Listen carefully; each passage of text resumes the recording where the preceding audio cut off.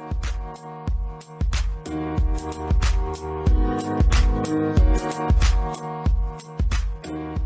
welcome to this week's episode of the Deliberate Leader podcast, and I'm joined by the very fabulous Sue Anderson. Sue and I've known each other now for a little while, must be going on a couple of years, I reckon, at least, Sue. And I'm a big fan of Sue's work, so I could not have you on the podcast because that would be a shame for everybody else to miss out on your genius. So thank you, Sue. I'm going to introduce you properly in a moment, but thank you very much for coming on. Oh, thanks, Rita. It's a pleasure to be here. I have been listening to your podcast, so I feel very honoured that I get this opportunity. Wonderful. Well, welcome, officially welcome. So for those of you that don't know Sue, Sue is a coach, trainer, mediator, speaker, and author specializing in resilience and empowerment. And Sue's the author of a couple of books. So you've written a book, Sue, beforehand, Unshakable at Work. What a great title. That is awesome. And it was a book that shows you how to stop taking things personally and start building resilience, which is such an important skill for all of us to be building. But your upcoming book, which we keep seeing more and more about, and I can't wait to jump into this one with you today, is called Feedback Fitness. And it describes a new framework that leaders can use as a structure for deliberate feedback conversations. And I know, Sue, that you believe that developing a feedback fit workplace culture is critical to improving everyone's wellbeing and quality of life, and couldn't agree with you more. So, Sue, officially welcome again. Thanks, Rita. Feedback Fitness, Sue. As I was saying to you just before we jumped on, I really enjoy talking to leaders about their leadership challenges because, one, problem shared is a problem halved, is what I believe. But also, when we can talk about what's going on, we tend to be able to normalize it and get that support that we need. And time and time again, I'm told by leaders, the thing that gets in their way the most is being able to have feedback conversations. You must hear that a lot, Sue. I sure do. So I also do and have done for 16 years one-on-one coaching conversations with leaders. So it's really common for a leader to jump on. And I think because they're confidential, so leaders will share, they'll say things like, oh my gosh, I've been a leader for 5 years now. I feel like I should know how to have these conversations. And I don't. It's something that I really, really struggle with. So I hear that a lot. The other thing I've been doing over the years is working with high conflict teams. So what I've noticed is a lot of the conflict and the tension and the frustration within the teams is either lack of feedback, poorly offered feedback, or even people just being not very good at receiving feedback. So it's a bit of both. It's leaders saying, I just don't know how to approach this. I'm really, there's obvious worries that they have, but also, and you know what? I don't think as a team, our culture of being able to receive feedback is very fit either. It's a great point around being able to give and receive feedback. When we think about feedback, I don't know what comes to mind for you. I mean, you're in it every day. For me, what comes to mind is I've got to give a message to someone that I know may not be received well by them, because might be a criticism, or it might be an opportunity for development if we want to phrase it or frame it in that way. But it's that, I really don't want to have, this conversation. But there's equal focus, and there should be equal focus on the person giving feedback or the person receiving feedback too. Yeah, look, there's so much more to it, because it's not just I need to pass on this information, which is going to hopefully improve performance. We're talking about things like I've got to manage my connection with this person. I'm worried that if I offer them this feedback, they'll take it personally. Our relationship will be damaged, that they will shut down, I'll upset them. Like, there's all these fears and worries. And that's where I've created the new feedback fitness framework.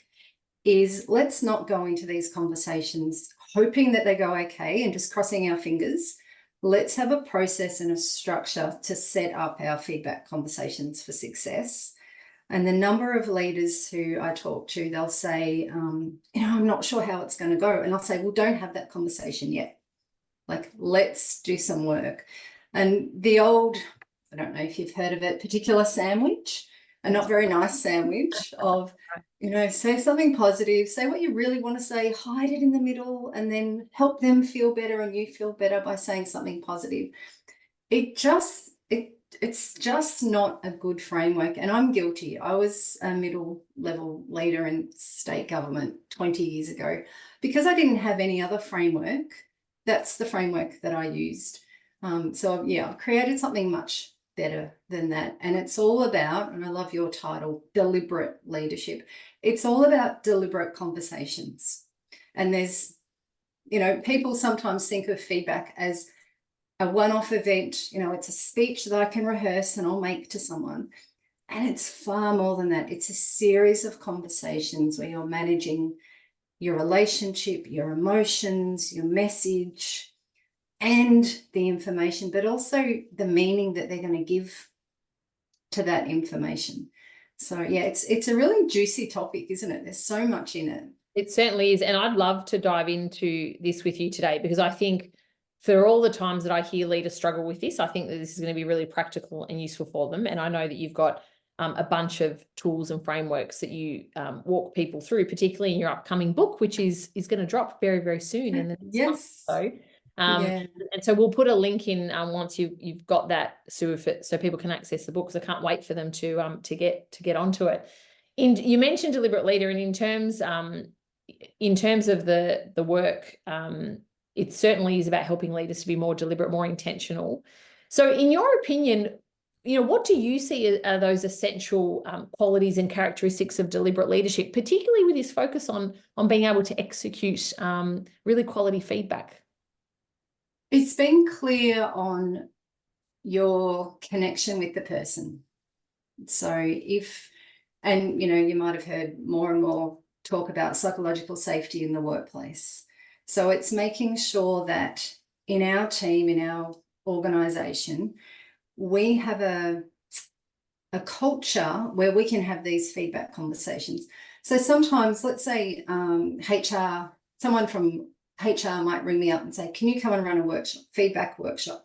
And they'll say, we've got a feedback problem. And the more I talk to them and ask them meta questions, which is, questions about, it's actually, the problem's not necessarily the feedback. It's that we don't have a safe environment in which to have these feedback conversations. And then when I delve a bit deeper into that, it's often about the emotions.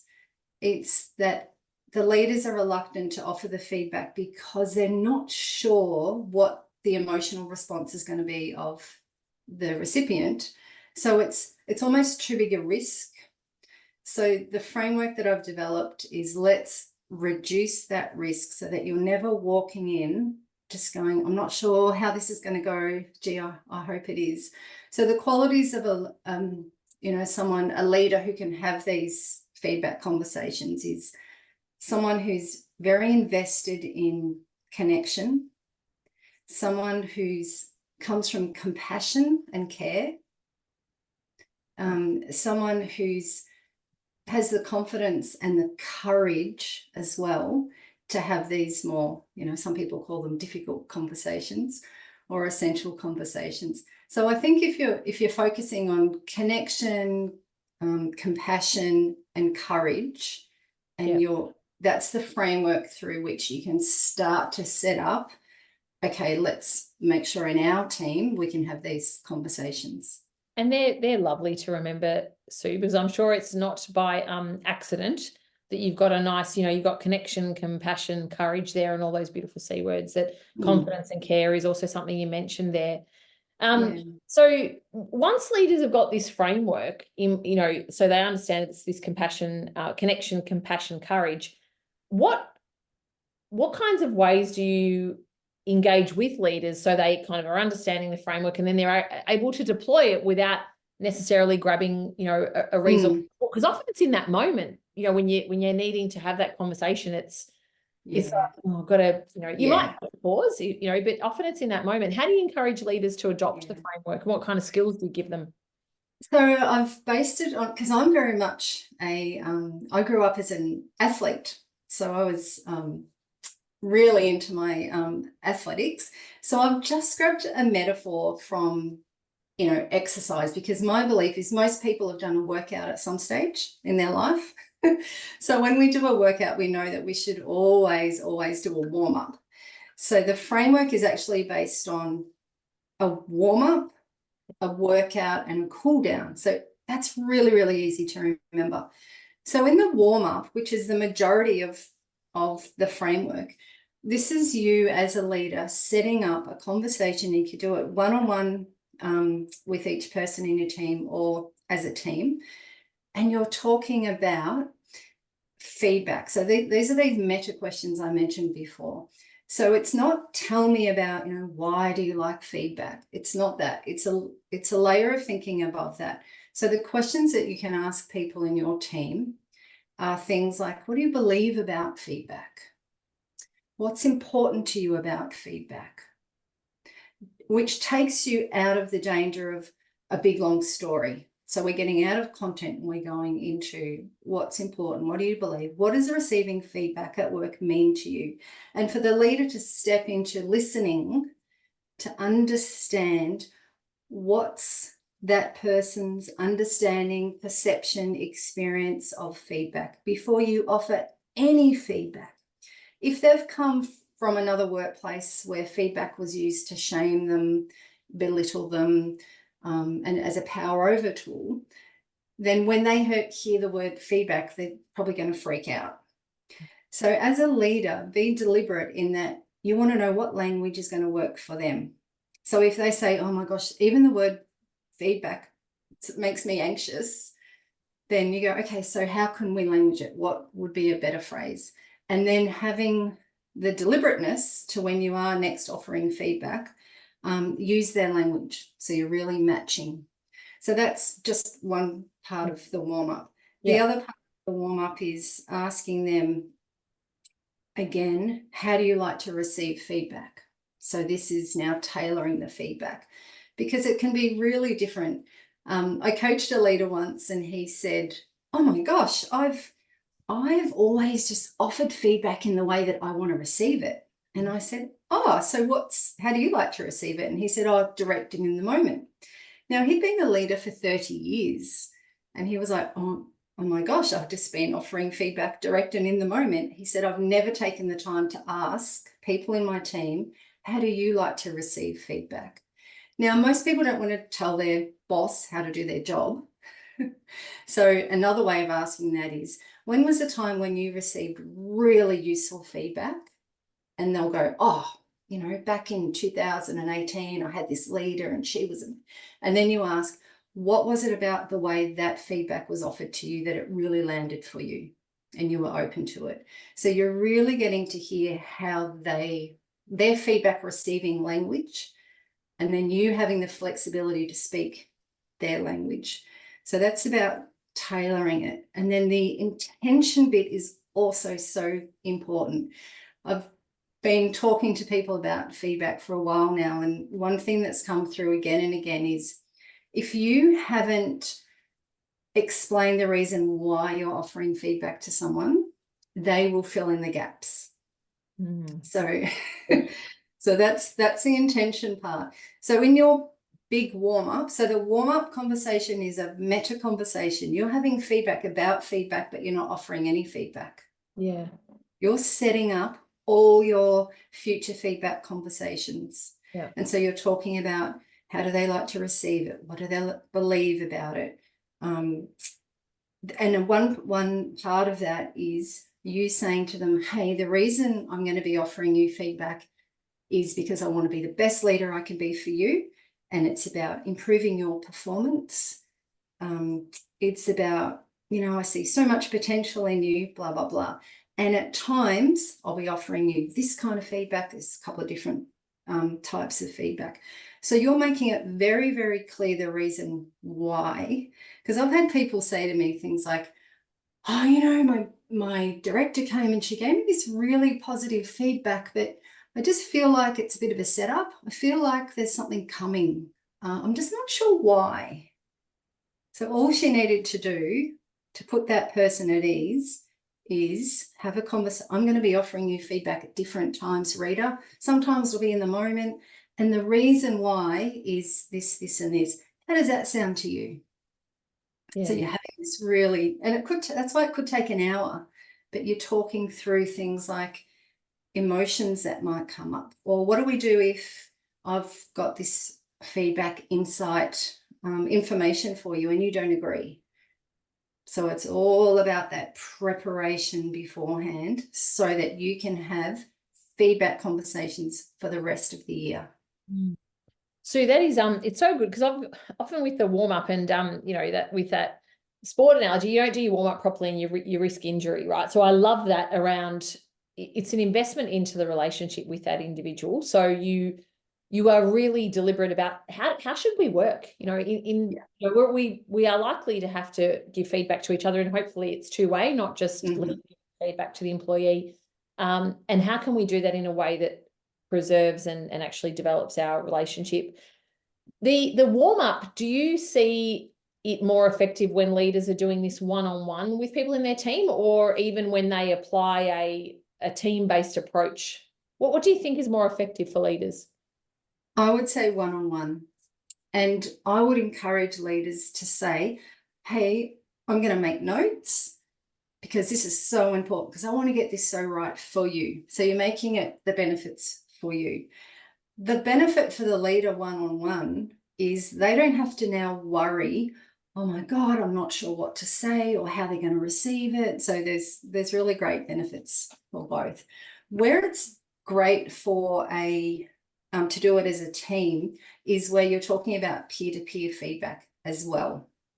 So in our team, you know, we're part of our role to support each other and encourage each other is to provide feedback with each other, if it is.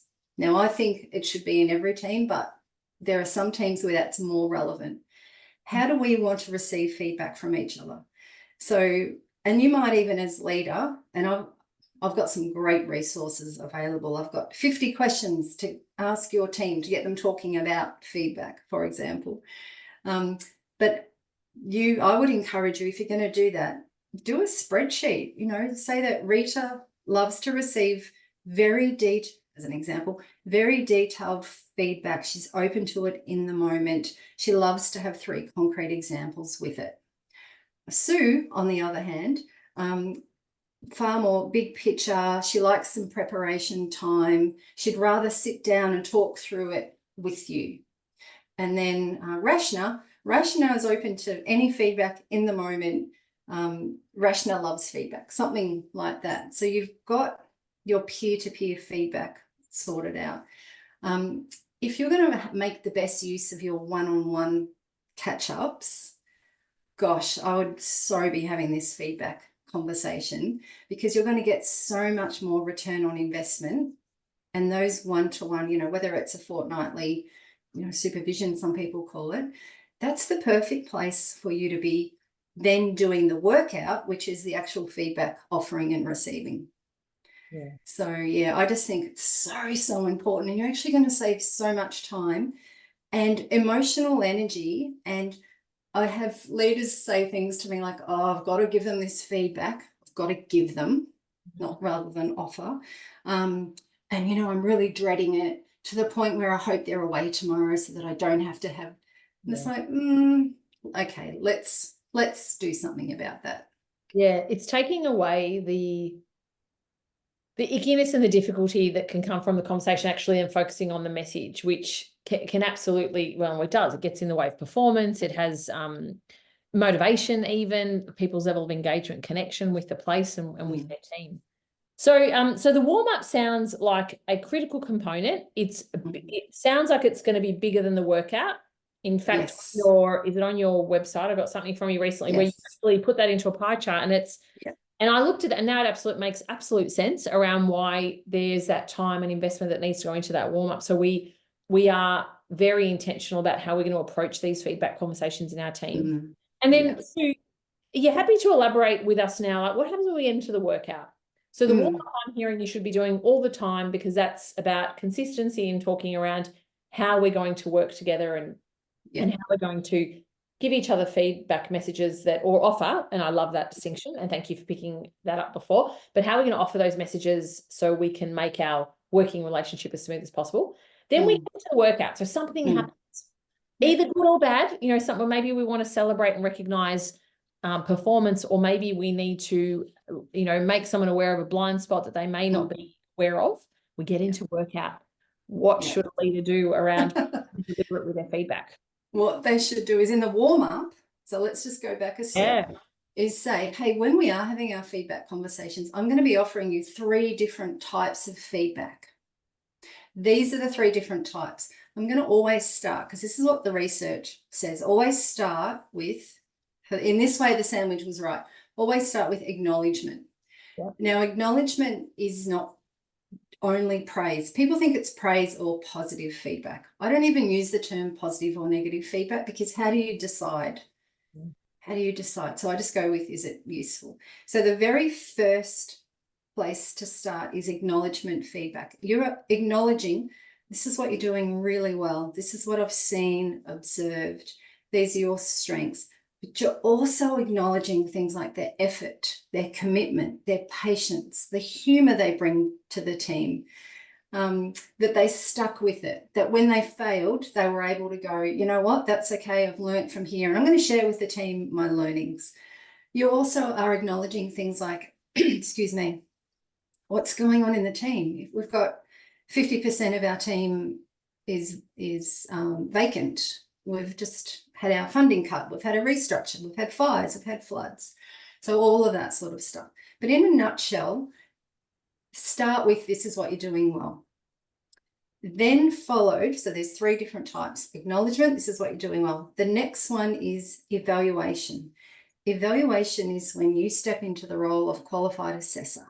And this is the one where most people struggle, because they haven't talked about in the warm-up, these are the things that we are going to be measuring. These are the expectations, and it could be the role position description. It could be KPIs within performance improvement. What are they called?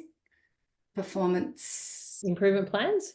Yeah, or development plans. Yeah, something like that. Or it could be, you know, code of conduct or values, blah, blah, blah. But there's some measurement. What most leaders struggle with is, I'm stepping into the role of evaluator now. I'm okay with, if you're meeting expectations or you're exceeding them, I'm okay. It's when the performance drops down below. So I've really, through all these feedback conversations, been able to nail, of the 3 different types of feedback. Acknowledgement, this is what you're doing well. Evaluation, this is how you're going, this is where you stand.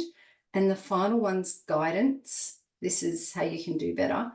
It's the evaluation one where people have dropped below expectations. It hasn't been spoken about in the warm-up. And sometimes, because I'm a bit apprehensive about how it's going to go, that feedback gets delayed until now I've got to tell you that you're just not where we need you to be. Now, I think of psychological safety as let people know how they're going. That's fair. Don't wait until, you know, they're really not achieving or not where they need to be. So that's normally got some sort of measurement, some sort of number. So an example, the other day I was working with a leader, and her team have to do a certain number of, I think they're called case closures. The average per day was 4 in the team. So she was able to get those numbers and go, hey, Scott, the average of the team is 4. For someone who's been in your role for 6 months, we would expect you to be at 4. You're at 1.8. So that's the evaluation feedback. Let him know how he's going, followed by the guidance feedback, where you step into the role of coach, mentor, teacher, advisor, trainer. And this is how we can help you move from, 1.8 up to 2 or whatever. So it's start with, let them know what they're doing well, let them know how they stand, let them know how they can do better. That's all the research I could look at said do it in that order. And it said never do evaluation feedback on its own. Yeah. Okay. Always start with acknowledgement. Never do guidance feedback just on its own, which really surprised me. Start with acknowledgement. You can skip the evaluation. And then those little intersections in between those, that's where you listen. And the research has found leaders who listen, people in their team are going to be far more receptive to your feedback if they feel that you have listened to them. And that's where I would encourage people to tap into the work of Oscar Trimboli. And his work, his book, How to Listen, is fabulous. Yeah, so that's the workout. Yeah, great. So the 3 roles that you as leader, you're in cheerleader, then you're in qualified assessor, and then you're in coach or mentor. And so when I work with leaders, I say, how comfortable are you in those 3 different roles? Which is your least favorite? So I've done a little bit of research in this, and surprisingly, the most unsurprisingly, the most confident one people feel, leaders feel to offer is the acknowledgement one. Because it's like, I feel great, you feel great, we all feel great together. And then when I looked at the research around of those 3 different types of feedback, which one helps you improve your performance, like to receive? Acknowledgement is the least useful, considered the least useful. So we've got this mismatch of I feel comfortable and confident offering acknowledgement feedback, and then the people receiving that are saying, well, that's actually the least useful. Yeah. They actually rated, if you're interested, they rated guidance feedback as the most useful, which makes sense. It's how can I do better? Yeah. Then evaluation, and then acknowledgement. And it's going to depend. If you've got someone in the role, have been in the role for 8 years and they're very, very competent and confident, it makes sense. An acknowledgement, you're doing a great job, you're doing really well. It's not as useful. But if someone's new to the role or the skill or the task, absolutely give them lots of acknowledgement, reassure them. And it's also about building that connection with them. I imagine that trust is huge in this, Sue, also, because if you're going down into that coach mentor and that guidance as you spoke about, it'll be trust in the capability of the leader, but also then trust will be absolutely necessary in that evaluation piece, because if someone perceives that their leader is giving them feedback for purposes that are not genuine, but also not fair, and you talked about, that compassion and care in the earlier part of this conversation, then I imagine that all of it potentially would be undone if you don't have that critical element of trust, that exists the 2 people or even the team. Yeah, and even trust around, I'm thinking of Brené Brown's, braving, that boundary stuff. So in the warm-up, let's talk about the scope of the feedback that I'm going to be offering you. I'm going to be offering you feedback on your work, these areas, not what you're eating for lunch or who you're dating or your parenting. Exactly. And then, all that consistency as well, that can be really detrimental to our relationship. Is I'm not sure how my leader's going to show up today. And I've had people say this to me, I'm not sure what mood they're going to be in. And sometimes the feedback is, full of compassion and care and empathy. And other times they just feedback bomb me, it's like a snappy. So yeah, that consistency, I think, is really important in building that trust. Yeah, because if you don't know what you're going to get, you can't be prepared. And even though you may have had the best warm-up conversation and series of conversations with them around that warm-up, if you are unsure of what you're going to get today, so Rita walks in and she's irritated, or Rita walks in and she's lovely and very empathetic, that would put you on edge, I reckon, because you talked about listening and that being core to this.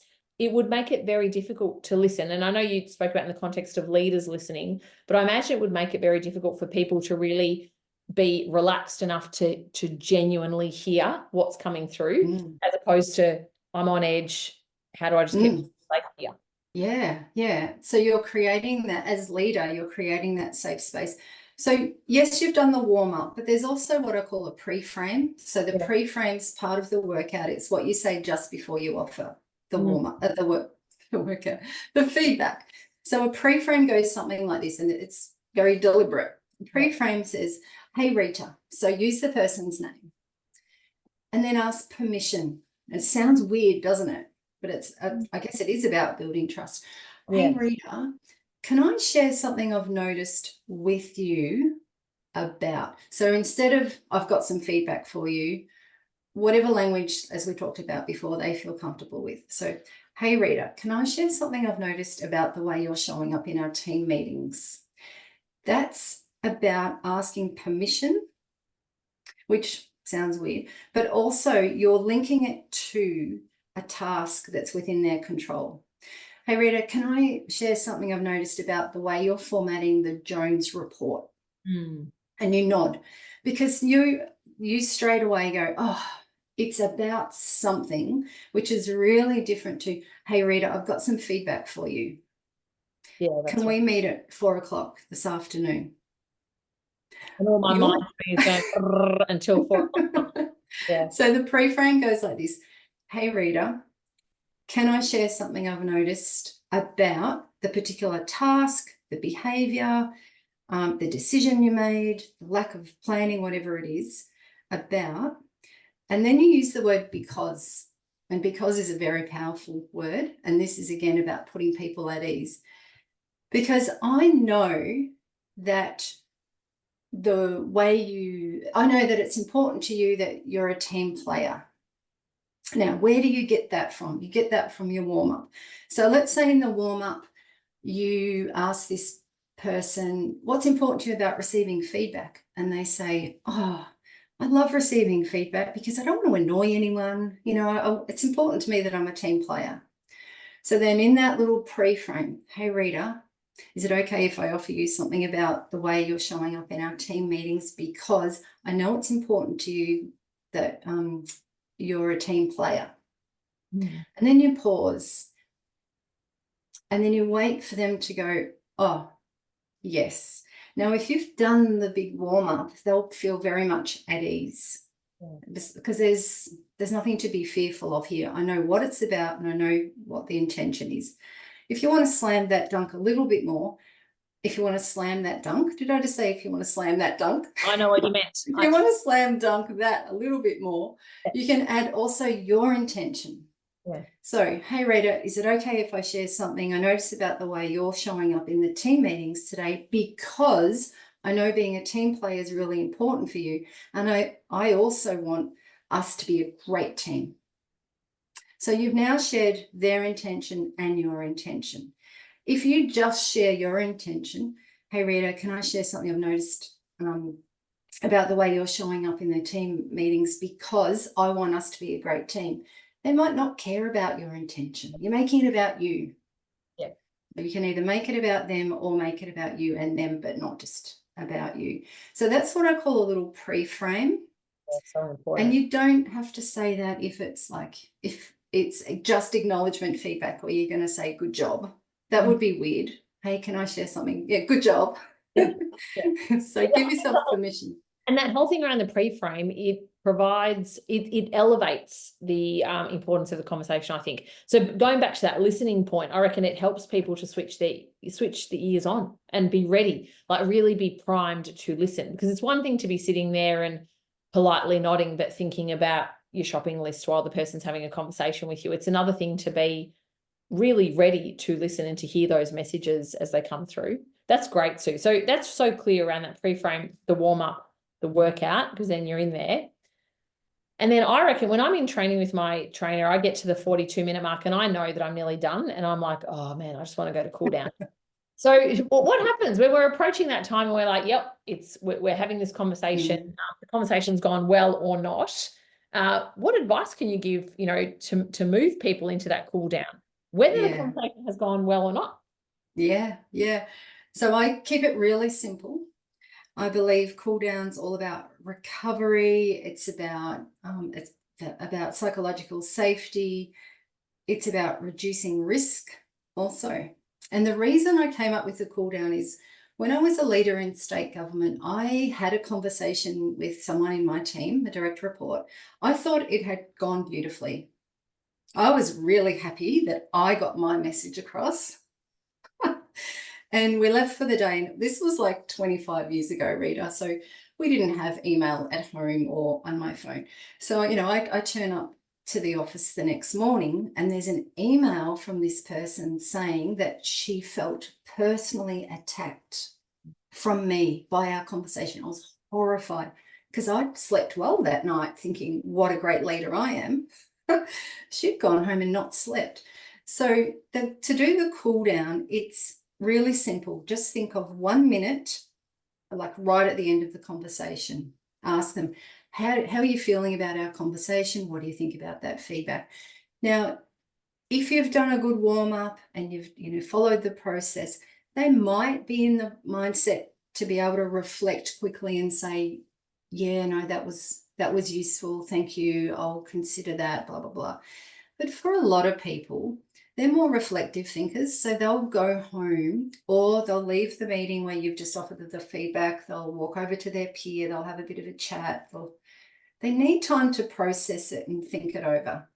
So check in with them 1 minute. This is just, how are they? Mm. The next check-in is 1 day. Yeah. And I might as well finish off. The third check-in is 1 week. Now I just made those up. Yeah.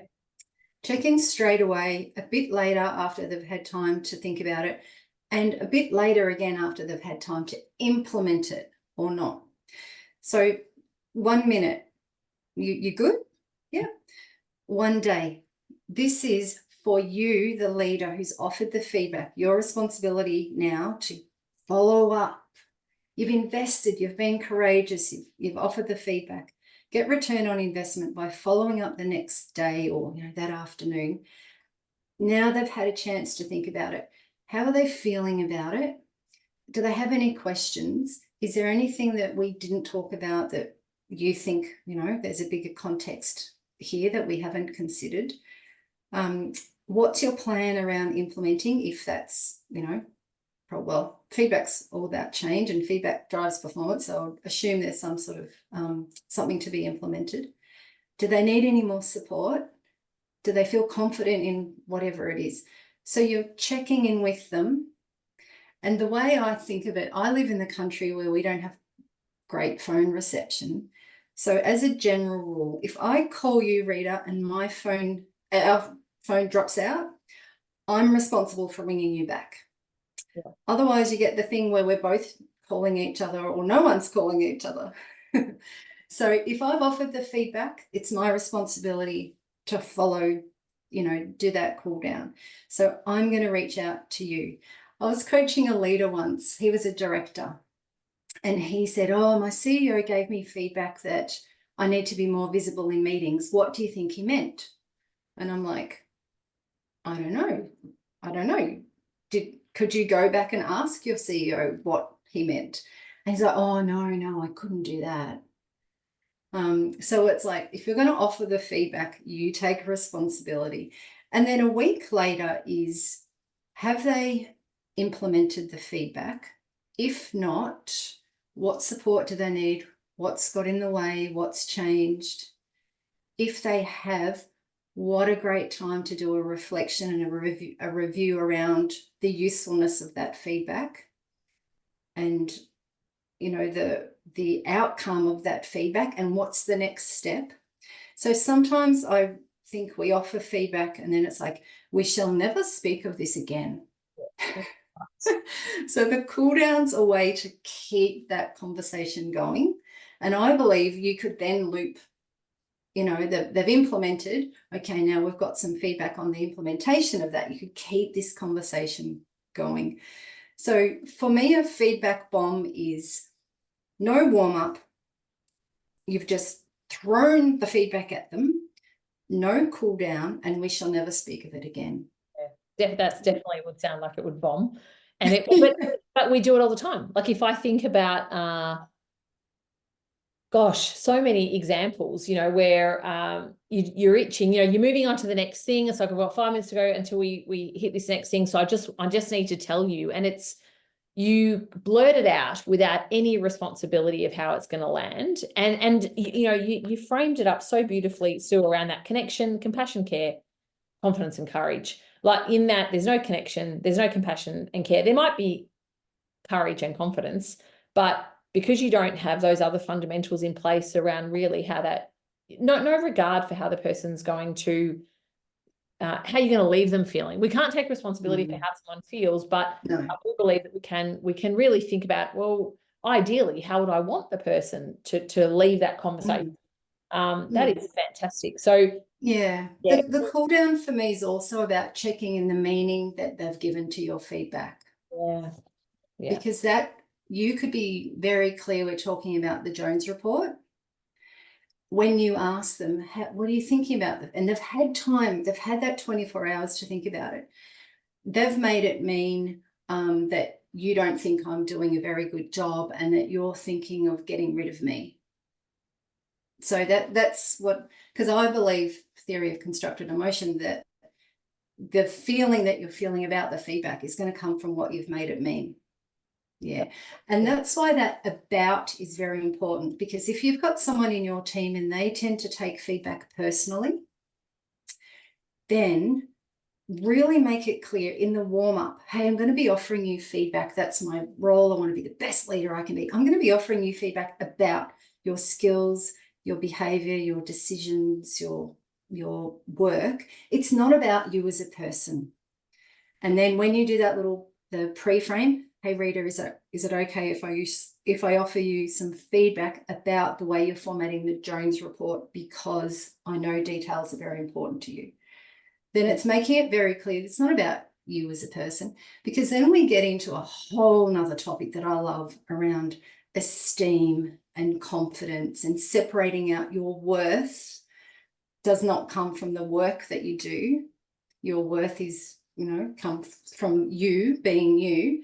And when someone offers you feedback, they're offering you feedback on the work that you do, not your value as a person. And it's so easy to conflate the two, because we can take, for so many, our work is our identity. So what we're doing is about us. So it's really easy to conflate the two, but so powerful when you say it like that to ensure that there's that distinction. Yeah. And that's why if you've got someone in your team and they're really they're not great at taking feedback and they take it personally, I can just about guarantee you that their worth as a person comes from their performance at work. So any little, people will call it criticism, they'll be devastated. Absolutely. And so it's just easier not to offer them the feedback. It's not worth the drama. Yeah, and there's I've identified a whole lot of thinking styles relevant to both offering and receiving feedback, but we probably don't have time to go into that. One question is, and this is a good one to do in the warm-up, how much feedback? How often are we going to have these feedback conversations? How much is too much for you? How much detail do you like? Because when I did some research just before COVID, that sounds ridiculous, doesn't it? Before COVID, after COVID, before COVID. So I researched 160 people, and the question was, do you believe that you're receiving enough feedback from your leader? And 44% of people said yes, and 44% of people said no. And whatever the maths is on the other said, I'm not sure, which for me is kind of a no. And then I asked a different question. Do you believe as leader you offer enough feedback? And 55% of leaders said yes, and 19% said no, and 26% said unsure. So it's less than half of us believe that we're receiving enough, yet over half of leaders believe they're offering enough. So again, it's a mismatch. Yeah, it's unaligned. And we've got that, the perception that we're doing it well, but it not being received. And I think didn't Bernard Shaw was famously quoted as saying the illusion of communication is that it's occurred. So you've got a group that think it's occurred, a group that think it hasn't occurred, and that message has been lost somewhere in between. That framework, Sue, that you offered, throughout this conversation is so insightful, because you've got, and it's so beautifully stepped out. So for leaders, and I know that we're running from thing to thing, we've got 52 priorities on the list at any one time. So to have that frame where you've got pre-frame, warm-up, workout, cool down. And the other thing I've taken away from this is that what's the role that I'm playing? So am I going in and ensuring that I've got I'm doing the cheerleader, the acknowledgement, I'm being that, assessor. So I'm doing that evaluation, but then I'm also offering that coaching and mentoring through the guidance. I really loved your pull-outs there around what I would call those characteristics and what we should be assuming as leaders around connection, compassion and care, and confidence and courage.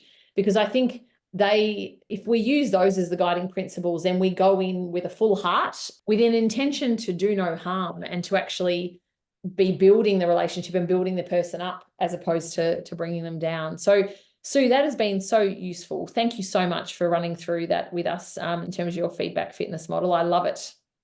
Thank you. Thanks for the opportunity. As you can tell, I love talking about it, and we could have gone on as I said, it's such a juicy topic. It's so brilliant. Absolutely. And if, well, why don't we do that? Because I know you mentioned that there's that whole thing around our intentions that you talked about with feedback. So, and that was a whole other conversation. So we could certainly do that at some point. Hey, Sue, when have you got this book dropping so people can actually access it? What's your date? It's by June. So not far away. So it's in the very final stages. You can actually, pre-orders or pre-sales are available at the moment. Great. Yeah, but I'll have it in my hand by June. So I'm super excited. It's the book I wish I had when I was a leader. That's so good. Yeah. And I know that heaps of people are going to benefit from this, just given the amount of conversations that come up about how difficult it is to offer feedback. We're going to get the link from Sue and we're going to just pop it in the show notes so people can go ahead and order themselves a pre-sale copy. At the time of recording, we're just hitting May, so it's not too far away for those of you that are listening now, but you'll be able to see that, no doubt, on Sue's website. Sue, thank you so much for joining us today. I've appreciated your time and I love the model and I can't wait for you to share it with others. Great. Thanks, Rita. Thanks, Sue.